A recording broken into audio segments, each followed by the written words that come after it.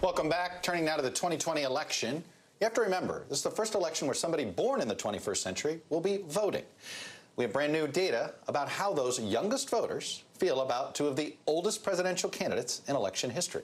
With our partners at Quibi, NBC News took 2,000 responses from 8 months of NBC News Wall Street Journal polling to break down what younger voters are thinking. We broke down our entire samples by generation. The big takeaway, though, is this. Young voters overwhelmingly say that they will vote for Joe Biden in November. Nearly 60% of Gen Z said that they would vote for Biden, while only 33% said that they would vote for President Trump.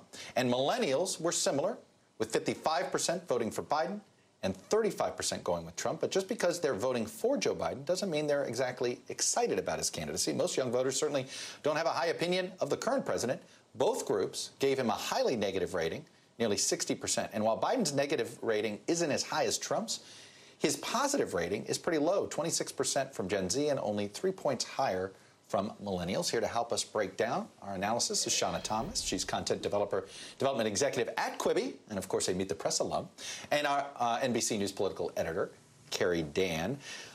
So, Shauna, this is a part of your project. We're working with you. You're our partner in this. I'm glad you asked for it. I'm glad we're doing it. But tell me Quibi's motivation in all this. I mean, I think a big part of this is that for Quibi, our primary audience is that Gen Z millennial under 40 audience, especially with our news offerings, including The Report that NBC News produces for us. And so as we were thinking about where we wanted to be in this election, we really wanted to take a deeper look at how the young people we are trying to serve with Quibi are feeling about the election. And y'all seemed like a good partner to do that with, since you have all of this data. And I think we found a couple of interesting things in that data.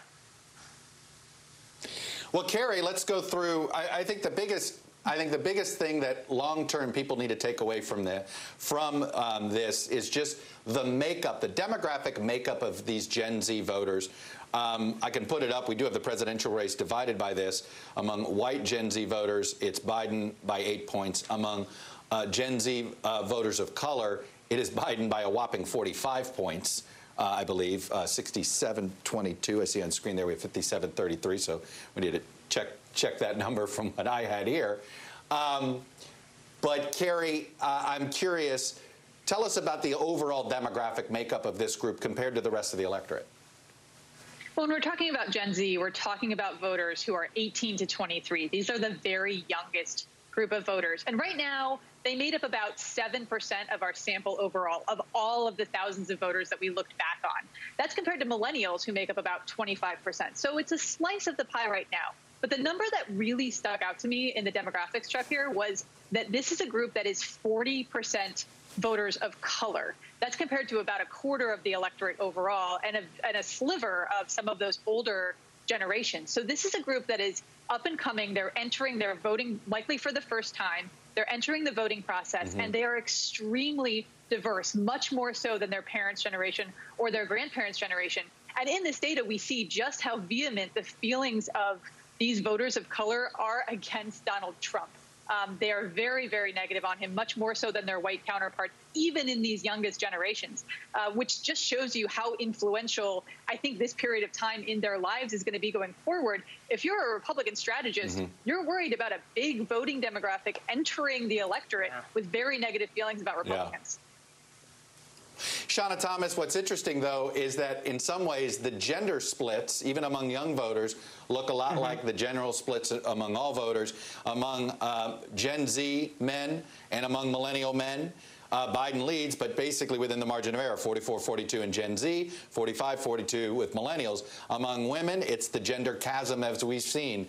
Biden up by more than 40 points among Gen Z women and just under 40 points among millennial women. That's interesting in how that is just actually the same. It may be demographically different on race, on ethnicity, but on gender, these voters are acting similarly. Yeah, it means that in some ways, it seems the message of President Trump has trickled down to the younger voters.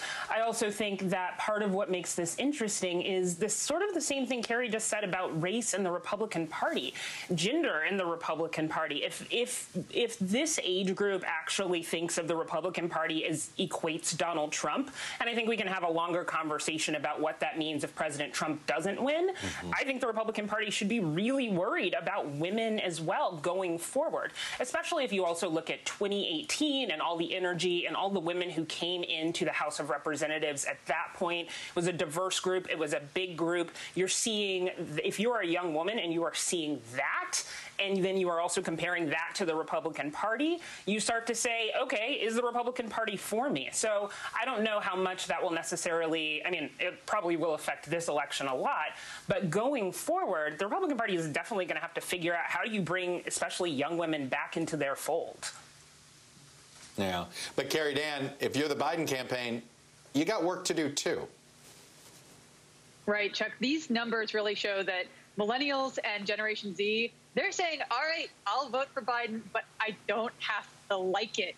If you look at his positive ratings for Biden and Trump, they're pretty much the same. Both candidates are very deeply underwater. Just Donald Trump is much more deeply underwater. I think that's a sign that these younger generations are definitely seeing this as a referendum on Trump, and they're going to pick Joe Biden, but there's not a lot of enthusiasm, not a lot of excitement. And given how much every 4 years, right, Democratic strategists in particular wring their hands about how do we get these voters to come out and vote, the reason it worked for Barack Obama in 2008 was that these younger voters really liked him and had positive feelings about him. That's not really there for Biden.